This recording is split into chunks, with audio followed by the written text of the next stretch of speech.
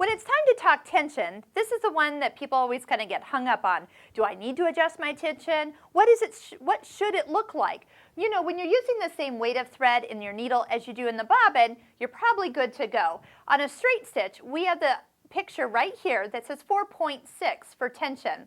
Should I have any stitches that are pulling to the top side, that makes this too tight. So this tension is only to adjust top thread.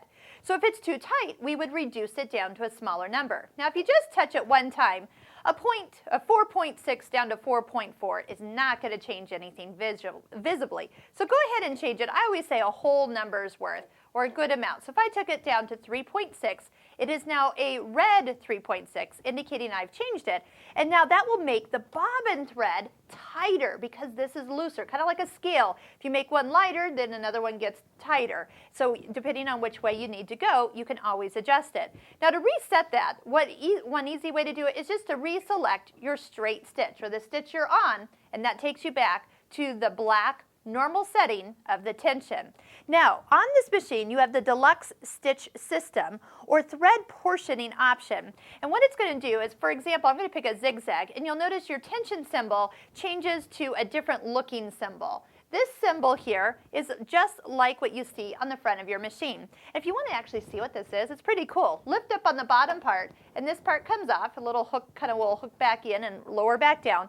But inside here, your thread is sitting between kind of 3 rollers. And the thread and machine can actually be sensed to give you just the right amount of thread to get balanced for the stitch you're using. So if you're using any of those oddball threads in your needle or even in your bobbin, this machine is going to take care of it for you. But if you need to adjust it up or down, same thing. It would make it tighter or looser. So if it was pulling too much bobbin thread up, we're going to loosen it down. So we're going to go down. Notice it'll jump down by 5 numbers worth. So if you need it looser, just kind of come down from 50 to 40 or 35, and it will actually do the work for you. The idea is that you always have your thread kind of balanced in the middle of your 2 fabrics. But for example, if we go ahead and select a buttonhole, when we select stitch number 1, you're going to notice it jumps over to the thread portioning, but it's actually perfectly balanced for that satin stitch to get a better result, and those threads will naturally pull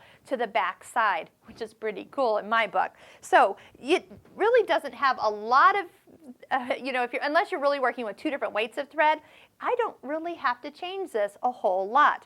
Now, there is a place in your Ruby menu and in the set menu that if you go over to the sewing machine, you can go into the tension and portioning compensations. So if you're always noticing you're having to adjust a little bit down because of what you're working with, because every stitch you choose will have its own default setting, you can go into the full, you might say global setting of the machine and reduce it to decrease it or increase it for the tension or the thread portioning system. And you don't know what to do, you could probably just do it to both. And then that way it will make sure it knows that no matter which stitch you choose, to go ahead and automatically reduce the top. And so what's going to happen here is there's going to be a smaller number applied to that top thread. So again, if you don't know which way to turn it, one's going to make it worse and one's going to make it better. So if you go ahead and tighten it and it gets worse, that means you just need to go the other way, loosening it. So plus always means tighten and minus always means loosen.